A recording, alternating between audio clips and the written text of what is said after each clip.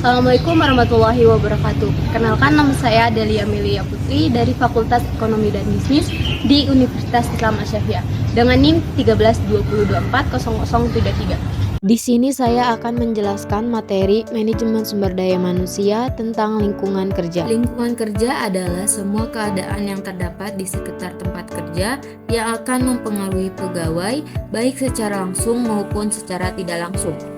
Lingkungan kerja yang kondusif akan memberikan rasa aman dan memungkinkan para pegawai untuk dapat bekerja optimal. Lingkungan kerja terbagi menjadi dua jenis, yaitu lingkungan kerja fisik dan lingkungan kerja non-fisik. Di mana lingkungan kerja fisik adalah semua keadaan berbentuk fisik yang terdapat di sekitar tempat kerja. Lingkungan kerja fisik dapat dibagi dalam dua kategori. Yang pertama, lingkungan kerja fisik yang langsung berhubungan dengan pegawai, seperti pusat kerja, meja, kursi, dan sebagainya. Yang kedua, lingkungan kerja fisik perantara atau lingkungan kerja fisik umumnya, di mana seperti rumah, kantor, pabrik, sekolah, kota, sistem jalan raya, dan lain-lainnya. Lingkungan kerja fisik perantara dapat juga disebut lingkungan kerja yang mempengaruhi kondisi manusia, misalnya temperatur, kelembapan sirkulasi udara, pencahayaan, kebisingan, getaran mekanis, bau tidak sedap, warna, dan lain-lainnya. Dua, lingkungan kerja non-fisik. Lingkungan kerja non-fisik adalah semua keadaan yang terjadi yang berkaitan dengan hubungan kerja, baik hubungan dengan atasan maupun hubungan dengan sesama rekan kerja, ataupun hubungan dengan bawahan. Selanjutnya adalah manfaat lingkungan kerja. Manfaat lingkungan kerja adalah menciptakan gairah kerja sehingga produktivitas kerja meningkat. Dan manfaat yang diperoleh karena bekerja dengan orang-orang yang termotivasi adalah pekerjaan dapat diselesaikan dengan tepat.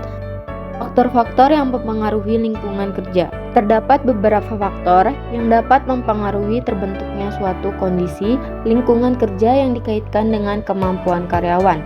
Di antaranya, penerangan atau cahaya di tempat kerja, temperatur di tempat kerja, kebersihan di tempat kerja, sirkulasi udara di tempat kerja, kebisingan di tempat kerja, getaran mekanis di tempat kerja, bau-bauan di tempat kerja, tata warna di tempat kerja, dekorasi atau tata ruang di tempat kerja, dan keamanan di tempat kerja.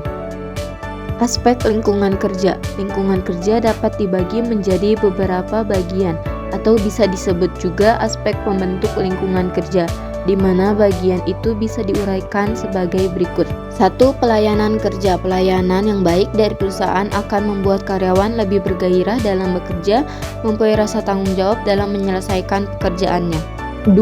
Kondisi kerja. Kondisi kerja karyawan sebaiknya diusahakan oleh manajemen perusahaan sebaik mungkin agar timbul rasa aman dalam bekerja. Kondisi kerja ini meliputi penerangan yang cukup, suhu udara yang tepat, kebisingan yang dapat dikendalikan, pengaruh warna, ruang gerak yang diperlukan, dan keamanan kerja karyawan. Dan yang ketiga, hubungan karyawan. Hubungan karyawan akan sangat menentukan dalam menghasilkan produktivitas kerja.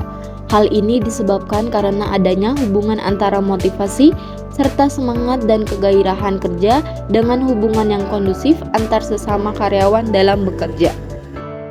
Jadi, lingkungan kerja merupakan fondasi awal produktivitas karyawan. Lingkungan kerja yang sukses tidak hanya dinilai dari seberapa bagus fasilitas fisik atau alat kerja yang diberikan perusahaan, tapi juga seberapa harmoni komunikasi di dalamnya.